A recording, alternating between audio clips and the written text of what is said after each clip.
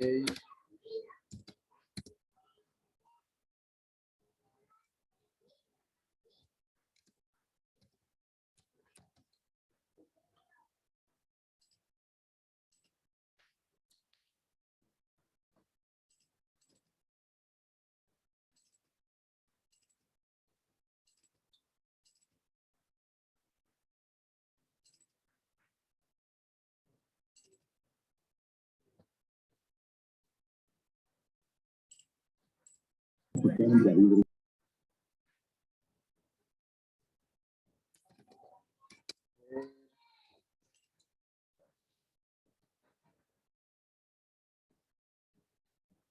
Les voy a pedir de favor si alguien tiene la lista de asistencia, si no sé, quizá el ingeniero lo mandó o si alguien la tiene, que alguien puede entrar al perfil y todo esto, que me la pasen porfa para que pueda tomar lista al final.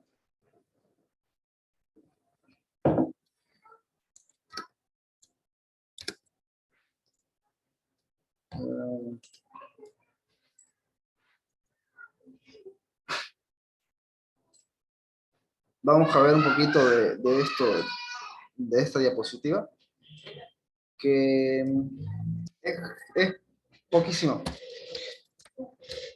La materia de control automático, yo he escuchado que tenemos miedo o tiene mala fama o dice que la materia es complicado. Nuevamente les digo que esta materia no es tan fea, no es tan complicada como muchos dicen. Lo que sí es de ver muchos detalles y es jugar con las piezas, es combinar con una pieza con otra, y no siempre hay un camino, no siempre hay una sola manera de hacer los ejercicios. Ustedes a su manera pueden eh, usar más dispositivos, pueden combinar de distintas maneras, eh, incluso es mucho propuesta, es decir, a ver, voy a decir un ejemplo, quiero, no sé, cortar o quiero tapar este producto. Y entonces ahí en tu mente pensás, ¿qué dispositivo puedo usar? Necesito golpear. Entonces, vas proponiendo, vas imaginando, si uso, o sea, puedo usar un cilindro de simple efecto o de doble efecto.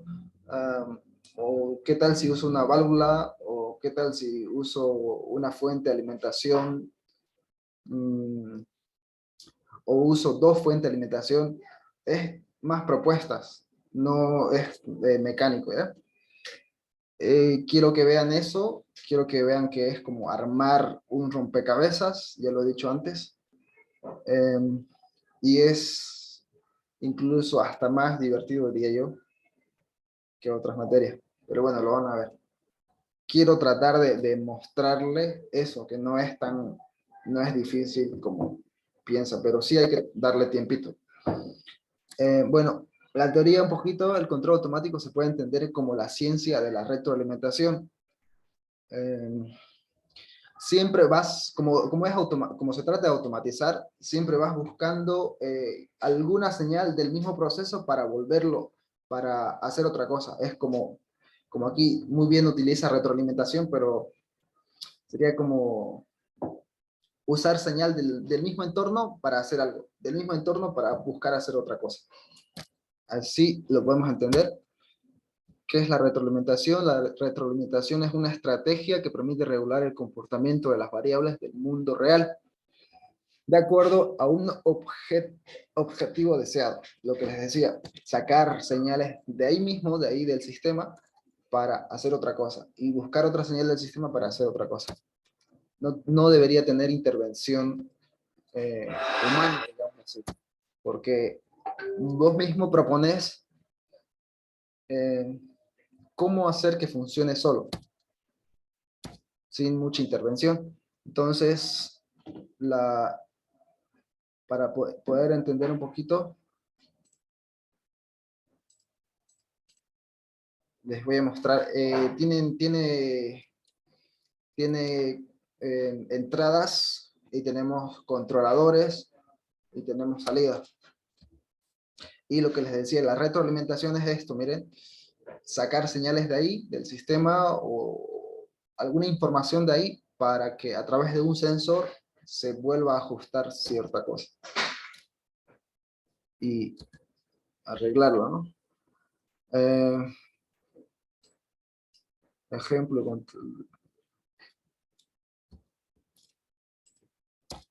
quiero mostrarle alguna definición básica que siempre vamos a usar. Salidas al controlar temperatura del cuerpo, por ejemplo. Controlas, tu cuerpo sería como un sistema y con un termómetro medís, digamos, sacas información. Tengo 37.5 grados centígrados, digamos, o a veces tenés, qué sé yo, estás con fiebre y te sube la temperatura. Entonces tenés esa información que es del sistema, que está en salida, que te está saliendo de tu cuerpo, y con esa información decidís hacer algo, que sería tomarte algo para bajar la fiebre, digamos, ¿no? Un ejemplo. Luego el sensor sería como tu piel. Bueno, aquí da el ejemplo del cuerpo.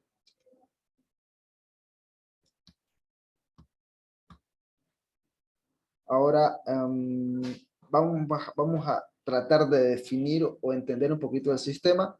Un sistema es cualquier objeto real o conceptual que consta de componentes.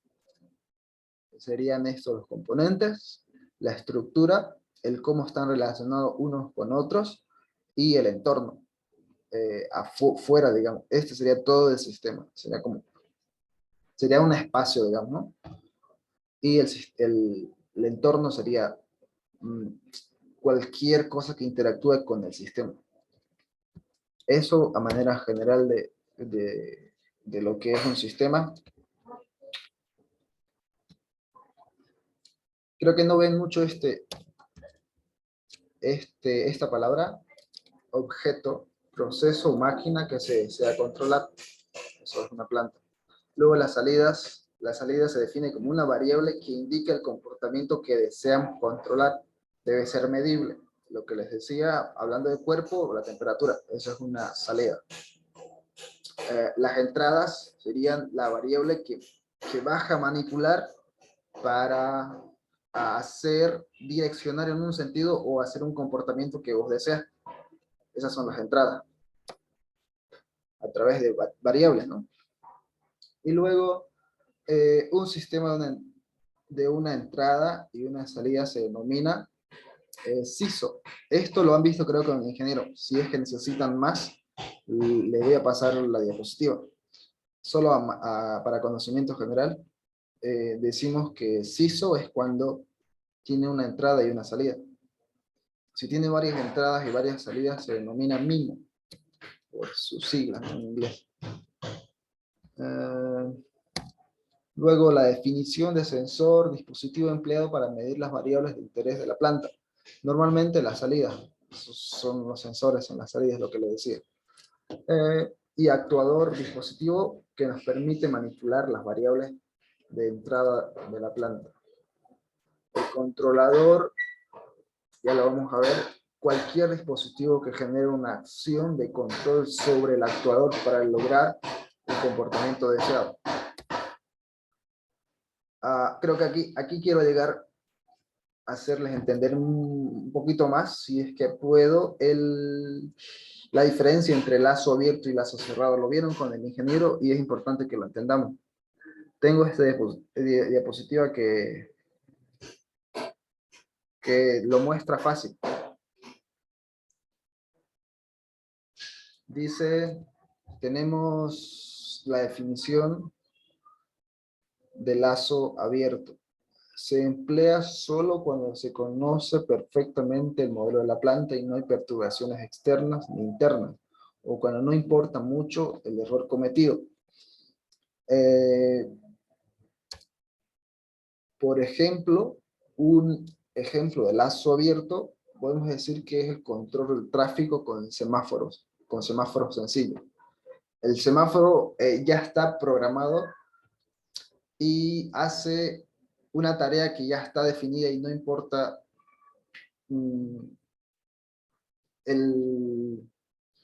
la retroalimentación, porque un semáforo no necesita retroalimentarse, no necesita sacar información del mismo semáforo para volver a funcionar, ya está. Le decimos, vas a hacer esto todo el tiempo, vas a encender la luz, no sé, X tiempo, la luz verde, la luz roja y la luz amarilla, y no hace más nada. Se dice que haga tal cosa y se queda ahí, no hay retroalimentación.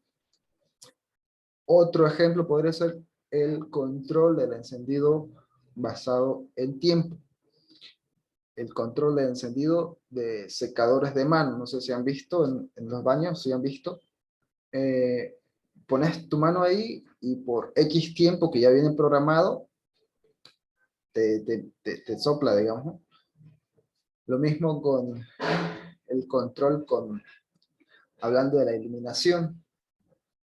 El autoapagado de la televisión puede ser también, hornos de microondas domésticos y ciclos de lavado de una lavadora. Le decís que le pones, programás, decís, qué sé yo, en la microonda por 1 minuto y listo. Llega 1 minuto y ahí muere, termina. No hay retroalimentación. Y el lazo cerrado, la diferencia entre lazo abierto y lazo cerrado es que el lazo cerrado permite ajustarse o permite corregir el error en función a la información de la salida.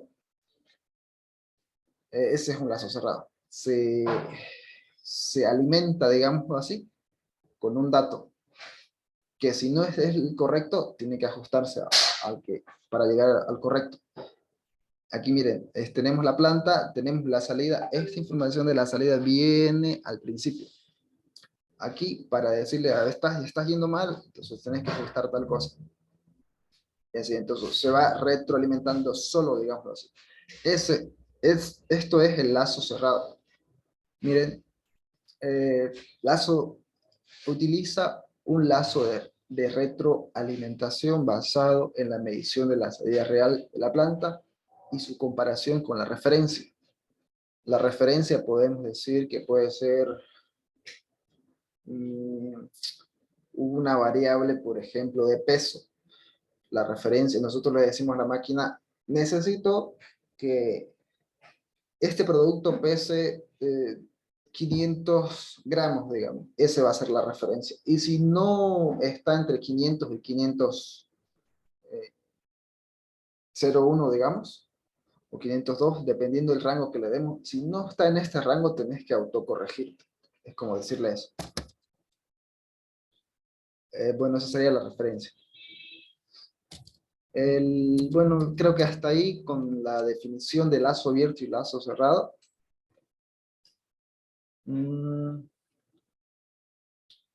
Voy a pasar a mostrarle una diapositiva de nuestro tema, que es neumática.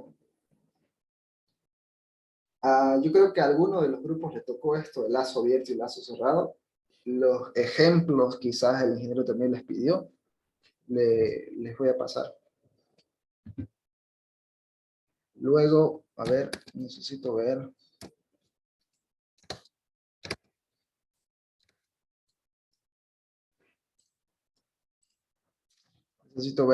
Mostrarles esto de la automatización con neumática. Aquí ya vamos a entrar a ver lo que nos toca, lo que vamos a hacer.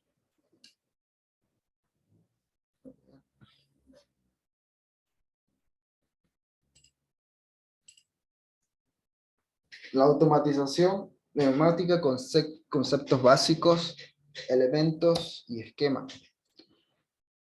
Podemos definirlo así rápidamente. Utiliza el aire comprimido como vehículo para transmitir energía. Neumática, hay neumática y también hidráulica. En el programa que vamos a utilizar, hidráulica trabaja con los fluidos, con los líquidos, sobre todo líquido, ¿no? Hidráulica y neumática con el aire. Algunas ventajas que podemos tener trabajando con el aire, hablando de neumática, que es en sí la sencillez de los sistemas de mando. Usamos las válvulas, los cilindros y otros dispositivos como alimentador, unidad de mantenimiento y otras cosas. Rápidamente reacciona el sistema, eso es una ventaja. Es muy económico, economía de los sistemas neumáticos una vez instalados, esas serían como las ventajas. Quizás el ingeniero le vaya a preguntar de esto. ¿Algún inconveniente de trabajar con aire, de neumática? Sería, las instalaciones son caras en general. El mantenimiento del aire en buenas condiciones es costoso, porque el aire no es puro y los dispositivos generalmente se dañan por el aire, por la impureza. Esquemas complejos de modificar y depurar. Algunas aplicaciones de la neumática sería que se dan accionamientos de válvulas para aire, agua, productos químicos, accionamientos de puertas pesadas o calientes, eso vamos a ver, descarga de depósitos en construcción, fabricación de acero y todo esto, apisonamiento en la colocación de hormigón, y ahorita vamos a ver una imagen más como donde se muestra las aplicaciones, como que vamos a entender mejor con las imágenes. Hay unas propiedades de esto: la disponibilidad, el almacenamiento, simplicidad de diseño y control, elección de movimiento, economía, fiabilidad, resistencia al entorno, limpieza del entorno, seguridad. Las magnitudes principales que utilizamos son la presión. Aquí tenemos las distintas unidades de presión. Hay una pregunta teórica hablando justamente de la presión. El ingeniero nos pide calcular el volumen, por ejemplo, el volumen que consume un cilindro pistón. Entonces vamos a utilizar las unidades de presión, vamos a hacer algunos cálculos sencillísimos. Hablando un poquito aquí más de la presión, como trabajamos con el aire, bueno, no usamos estas ecuaciones, pero quizás en esta ocasión la usemos, porque no he visto que haya utilizado mucho. Nunca se sabe, ¿no? Ley de Boyle-Mariotte, esto hemos visto las leyes de los gases ideales. No vemos mucho. Aquí, el sistema neumático básico, algunos dispositivos que nosotros vamos a utilizar serían compresores, motores eléctricos, presostato, válvula antirretorno, depósito, manómetro, purga automática, válvula de seguridad, secador de aire refrigerado, filtro de línea. Algunos de los dispositivos que vamos a utilizar. Para las personas que les tocó el tema de compresores, aquí tenemos una clasificación y más adelante también lo empieza a desarrollar un poquito más cada uno de los modelos, de los tipos. Compresores de desplazamiento, tenemos los alternativos y los rotativos. Dentro de los alternativos están el émbolo, el diafragma, el paleta y el tornillo. Bueno, el paleta y el tornillo de los rotativos. Aquí muestro una imagen de los, más o menos así sería ideal que ustedes presenten su diapositiva al ingeniero. Imágenes, quizás algún principio aquí con una visión del principio de la manera de funcionamiento y el nombre, la clasificación. Esto creo que estaría bien. Aquí están los tipos. Compresores de émbolo de 2 etapas, compresores de diafragma, compresores rotativos, compresores en paleta, y así.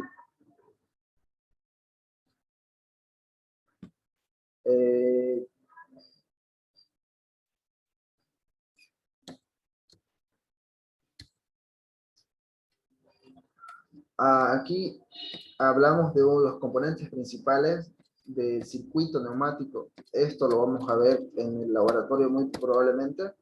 Cilindros normalizados, válvulas reguladoras de caudal y cierre,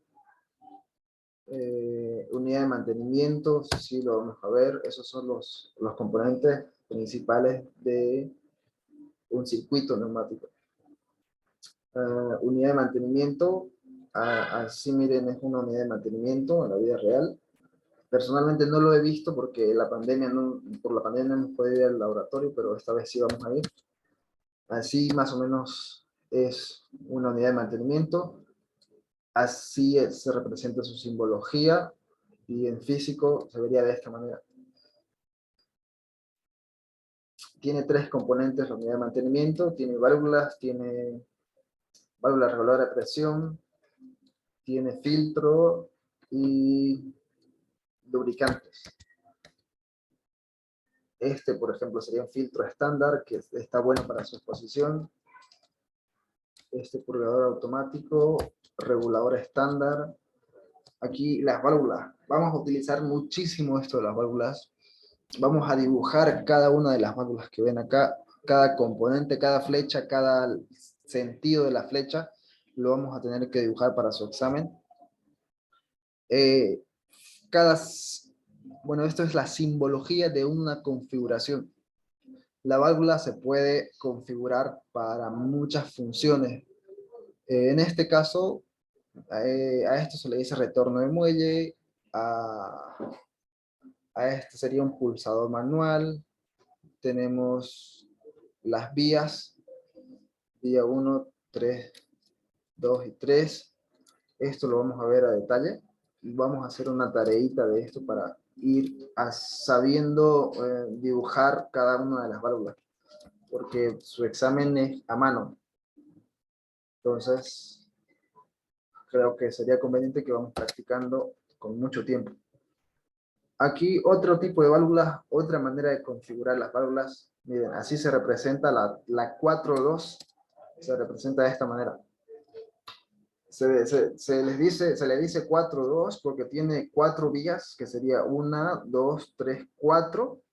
2, 3, 4. 2 porque tiene dos posiciones, o dos cuadraditos, digamos, que al accionar a la válvula se va de un lugar a otro, de la izquierda a la derecha o de derecha a izquierda, cambian de posición. Así funciona, así se ve en la vida real una válvula y así se representa. La 5.2 tiene 5, se llama 5.2 porque tiene 5 vías, 1, 2, 3, 4, 5, y tiene dos posiciones, dos cuadrados, digamos, ¿no? Dos cuadraditos, a los cuadraditos le dirían posiciones. Después está la 5.3 que no utilizamos mucho. También está aquí la 3.2 que, como les dije, hay muchas configuraciones que se puede hacer a la válvula. Una de ellas es ponerla normalmente abierto o normalmente cerrado. Esas serían como dos maneras de configurar. 3.2 nuevamente tres vías y dos posiciones. Este sería un retorno de muelle. Bueno, después lo vamos a ver mejor. Si se corta, voy a enviar un nuevo link para ingresar, por favor.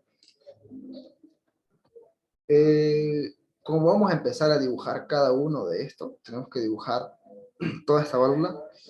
Tiene su simbología, digamos, o su nomenclatura para esto. Según la norma ISO, la alimentación de la presión se representa con una P, como ven acá, P. Según la norma CETOP, se representa como un número 1. Y aquí a esta vía le está poniendo un número 1 porque a través de esta vía se alimenta.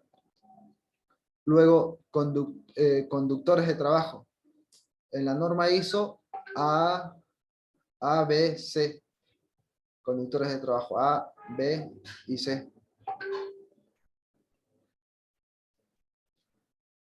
En la norma CETOP se representa por el número 2, el número 4 y el número 6. Los escapes en la norma ISO por la R, por la S y por la T. Este, por ejemplo, la S. Y en la norma CETOP 3, 5 y 7. 3, 5, y si hay una vía más sería el 7. Conductores de pilotaje. Esto, eh,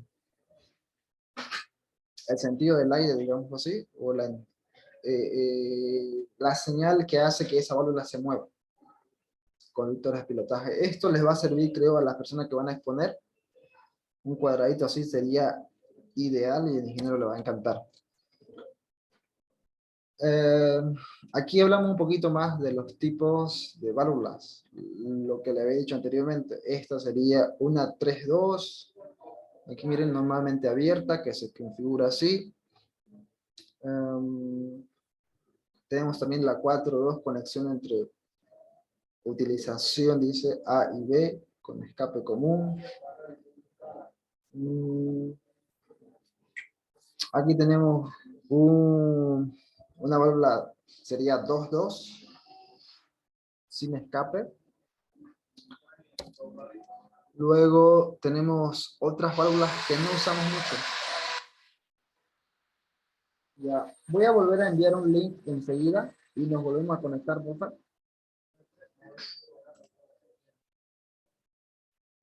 Enseguida envío un nuevo link.